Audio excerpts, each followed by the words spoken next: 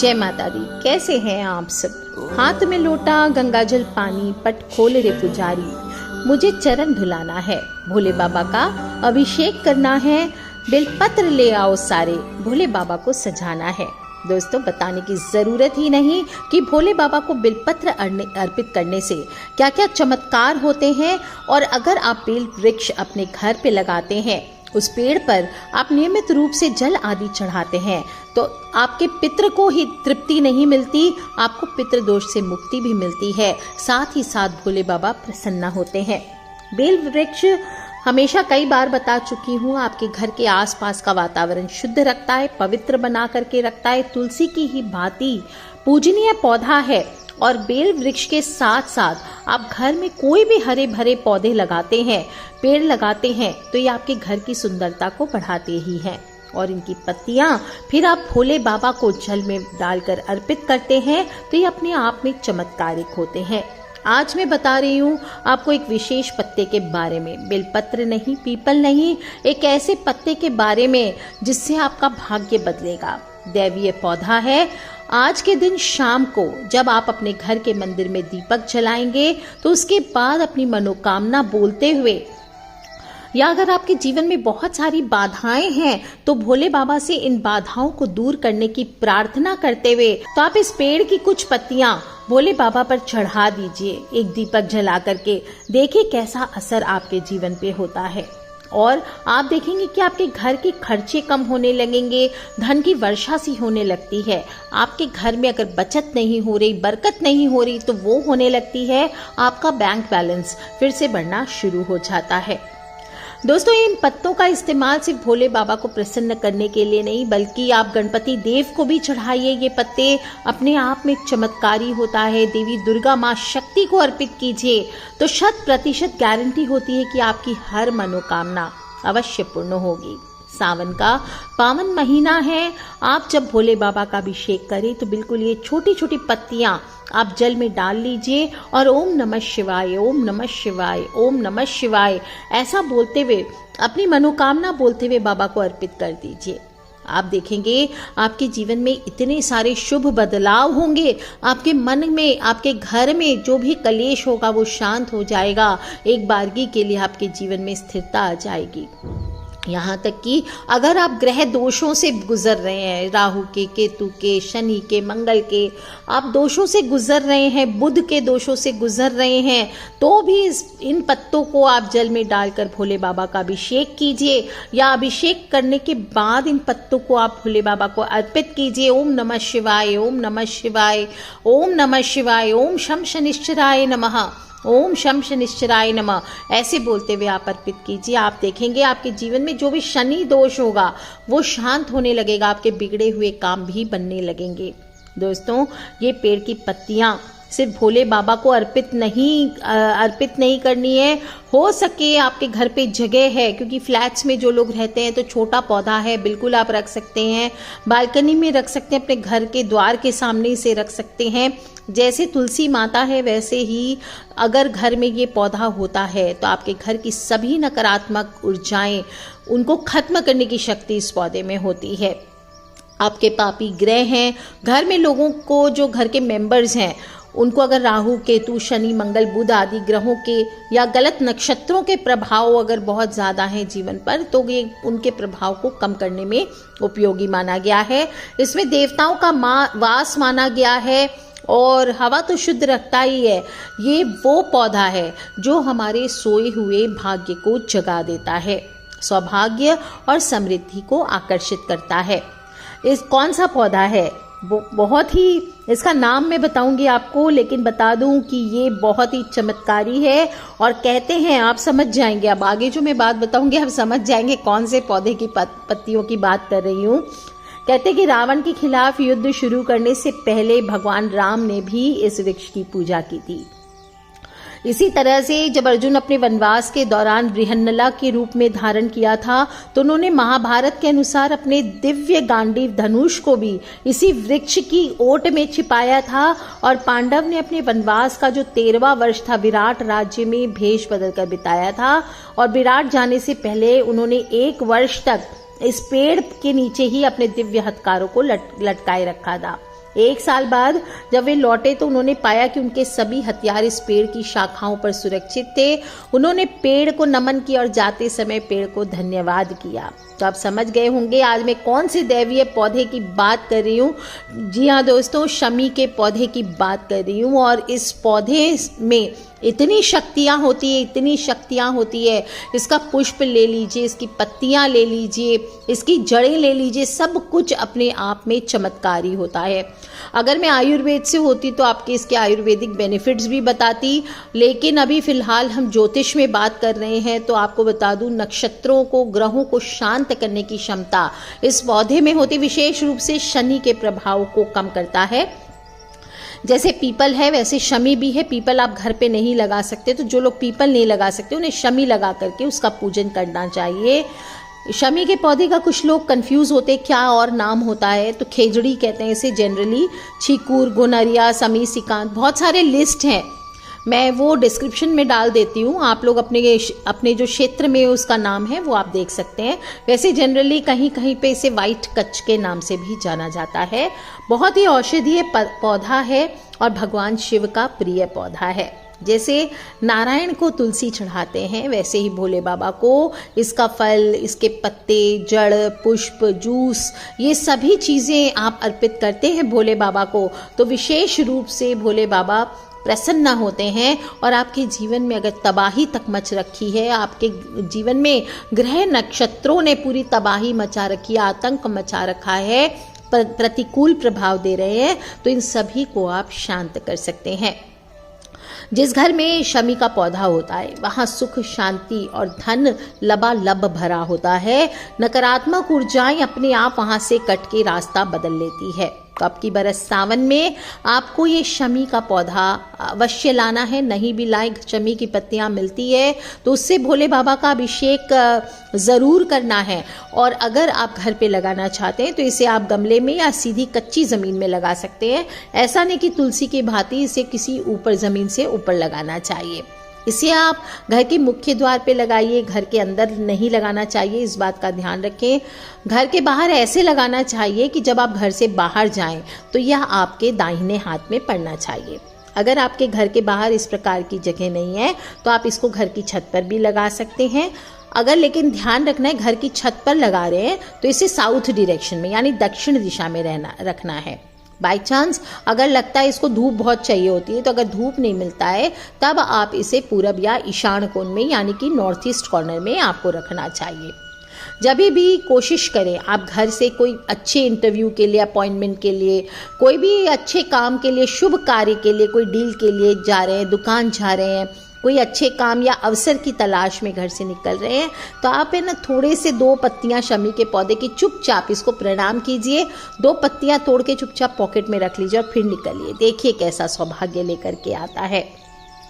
बस ध्यान रखना है जहाँ भी लगाएंगे साफ सुथरी ज़मीन होनी चाहिए। कहीं नाली का पानी हो, कूड़ा कचरा हो, वहाँ नहीं लगाना चाहिए। वहाँ थूकते ना हो लोग। कई लोग की आदत होती है पान पराग आदि खाते हैं, वो थूक देते हैं इधर उधर, वहाँ पे लगा रहता है। ऐसा ना करें, साफ मिट्टी का प्रयोग करें पौधे को लगाने के लिए।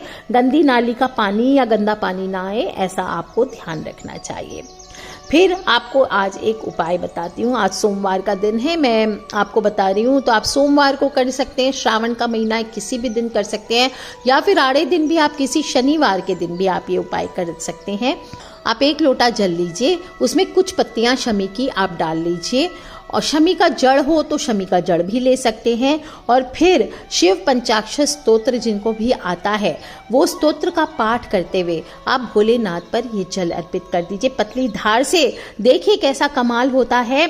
शिवलिंग के सामने जाइए और 1 उड़द की दाल, उड़द जो होती है साबुत उड़द, उसका आटा आप चाहे तो कहीं बाहर से पिसवा सकते हैं, अपनी मिक्सी पे पीस सकते हैं। और इस उड़द के आटे का 1 दीपक आपको बनाना है। बाई चांस आपको उड़द का आटा नहीं मिलता है तो प्लेन आटा ले लीजिए, उसमें काले तिल मिक्स करके दिया बना लीजिए, और सरसों का तेल और सफ़ेद रुई की बाती उसमें लगानी है, और वहाँ पर भोले बाबा के सामने आपको बैठ जाना है। जिन लोगों के पास घर पे शिवलिंग नहीं है वो या तो ये उपाय किसी मंदिर में कर सकते हैं, अगर मंदिर भी नहीं है तो घर के ईशान कोण में आप ये कर सकते हैं।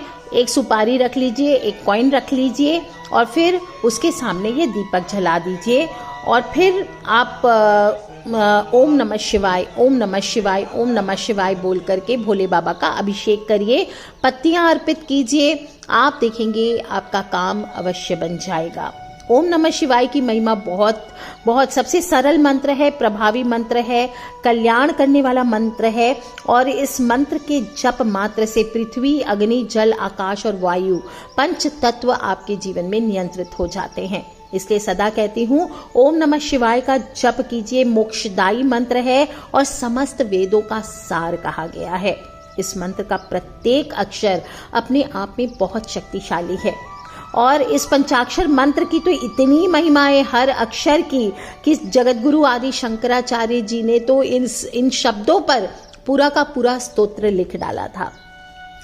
जो शिव पंचाक्षर स्तोत्र है, नागेंद्रहाराय त्रिलोचनाय भस्मांगरागाय महेश्वराय नित्याय शुद्धाय दिगंबराय तस्मै नकाराय नमः शिवाय मंदाकिनी सलिल चंदन चर्चिताय नंदीश्वर प्रमथनाथ महेश्वराय मंदार पुष्प बहुपुष्प सुपूजिताय तस्मै मकाराय नमः शिवाय शिवाय गौरी वदनाब्जवृन्द सूर्याय दक्षा ध्वरनाशकाय श्रीनीलकण्ठाय वृषभध्वजाय तस्मै शिकाराय नमः शिवाय वसिष्ठकुम्भोद्भवगौतमार्य मुनीन्द्रदेवार्चितशेखराय चन्द्रार्कवैश्वानरलोचनाय तस्मै वकाराय नमः शिवाय यक्षस्वरूपाय जटाधराय पिनाकहस्ताय सनातनाय दिव्याय देवाय दिगंबराय तस्मै अकाराय नमः शिवाय नमः शिवाय नमः शिवाय तस्मै अकाराय नमः शिवाय। बोलिए हर हर महादेव शंभो। दोस्तों, जो लोग भी इस स्तोत्र का गान कर लेते हैं, मुझे ज़्यादा अच्छे से नहीं मैं गला खुला है, बट आप सब अपने सुर में अच्छे से इसका गान कीजिए और इन पत्तियों को अर्पित करते समय आप इन अक्षरों का ओम नमः शिवाय का शिव पंचाक्षर स्तोत्र का इस प्रकार से गान करते हैं तो ये बहुत चमत्कारी होता है। इस स्तोत्र में पंचाक्षर न म शि व य इसकी शक्ति का वर्णन किया गया है। इस पंचाक्षर स्तोत्र के मंत्रों के जप मात्र से पंचानन यानी पंचमुख वाले महादेव, जिसमें इन शब्दों में उनकी सभी शक्तियां समाहित है, वो आपका भला करते हैं। इससे व्यक्ति के सारे कष्ट दूर होते हैं। कहा जाता है जो भी श्रद्धा पूर्वक इस स्तोत्र का पाठ करते हुए, ऐसे भी अगर शमी की पत्तियां ना भी मिले तो आप सिर्फ जल चढ़ा दीजिए या ऐसे भी सच्चे मन से इस स्तोत्र को पढ़ लेते हैं तो आपके असंभव कामों को भी आप संभव बना सकते हैं। मनुष्य के जीवन से जब शमी की पत्तियां अर्पित करते हुए इस स्तोत्र का पाठ किया जाए और साथ में महामृत्युंजय मंत्र का जप किया जाए तो अकाल मृत्यु तक टल जाता है। इसे नियमित रूप से पढ़ने से जिन लोगों की कुंडली में काल सर्प दोष है, शमी की पत्तियां इस सोमवार को या किसी भी दिन श्रावण मास में प्रदोष काल में यानी संध्या के समय भोले बाबा पर आप जल में शमी की पत्तियां अर्पित करते हुए आप ये मंत्र का स्तोत्र का पाठ करते हैं तो आपके काल सर्प दोष तक के प्रभाव आपके जीवन से दूर हो जाते हैं। हो सके तो इस स्तोत्र का जप करने के बाद शमी की पत्तियां अर्पित करने के बाद भोले बाबा की कपूर से आरती भी कीजिए। कर्पूर गौरम करुणावतारम संसार सारम भुजगेंद्रहारम, इस प्रकार से भगवान की स्तुति करें। और दोस्तों आपको एक और बात बताती हूँ, कई लोगों के घरों में शादियों में दिक्कत होती है, योग्य होते हैं लड़के लड़कियां, उसके बाद में भी शादियां नहीं होती, तो ऐसे में शमी की पत्तियां आपको 45 दिन तक इसी प्रकार से अर्पित करनी है। और इसी प्रकार से उड़द का जो दीपक मैंने बताया वो डाल करके, सरसों का तेल डाल करके रोजाना शाम को जलाइए और ये शिव पंचाक्षर स्तोत्र का जप कीजिए और मनन कीजिए भोलेनाथ का। देखिए विवाह में आ रही बाधाएं जरूर दूर हो जाएगी। जो सिक्का और सुपारी है वो पौधे की जड़ में बाद में आपको दबा देना चाहिए। आप देखेंगे अगर कोई विशेष मनोकामना और इस प्रकार उपाय करते हैं, चाहे धन संपत्ति की हो, कोई वास्तु दोष हो, कोई कलह कलेश हो, पारिवारिक अशांति हो, डिवोर्स तक की नौबत हो, सभी कष्ट दूर होते हैं और अच्छी मनोकामनाएं आपकी पूर्ण होती है। दोस्तों ऐसे भी शमी का पौधा हर घर में तुलसी की भांति अवश्य होना चाहिए। रोजाना इस पेड़ की पूजा करेंगे, जल चढ़ाएंगे तो आपके जीवन में, आपके घर में कभी भी धन की कमी नहीं रहेगी। कहते हैं बल्ले बल्ले हो जाती है मनुष्य की। और प्रत्येक सोमवार और शनिवार के दिन तो कम से कम गमले को स्वच्छ स्थान पर आप लगाकर, शमी का पेड़ लगा करके आप रोज एक दीपक जलाइए उसके ऊपर। आप देखिए सरसों के तेल का दीपक रुई की बाती के साथ जलाइए, हो सके तो एक पिंच काले तिल उसमें डाल दीजिए, कपूर डाल दीजिए, आप रोज उसमें पानी दीजिए नियमित रूप से, कभी भी ना मुरझाने दें। आप देखेंगे कैसा कमाल आपके जीवन में होता है। दोस्तों कहते हैं मजाक में भी अगर ये पत्ता, एक पत्ता भोलेनाथ की शिवलिंग पर आप श्रावण मास में चढ़ा देते हैं तो राहु केतु शनि मंगल कोई भी आपका कुछ नहीं बिगाड़ पाते। और हाँ एक बात, मुझे पता है लोग प्रश्न करेंगे कि तुलसी के पौधे के साथ इसे रखा जा सकता है कि नहीं। बिल्कुल, आप तुलसी के पौधे के साथ ही इसे रखिए, देखिए कैसा करामात आपके जीवन में आता है। आज के लिए इतना ही दोस्तों, खिलखिलाते रहे, मुस्कुराते रहे। बहुत ही खूबसूरत जानकारी है, भोले बाबा को अर्पित करने के लिए बहुत ही सुंदर सा टोटका कीजिए, उपाय कीजिए, वो है तो स्वयं भी करें और अपने फ्रेंड्स, फैमिली, मम्मी पापा, भाई बहन, बच्चे सभी लोगों से शेयर अवश्य कर ले। आज के लिए इतना ही दोस्तों, खिलखिलाते रहे, मुस्कुराते रहे और किसी भी तरह के प्रश्नों वीडियो के नीचे लिख के अवश्य पूछ ले। Take care friends, love you all. जय माता दी, बम बम भोलेनाथ की जयकारा, शेरा वाली दा बोल सांचे दरबार की जय। बोलिए हर हर हर महादेव शंभो।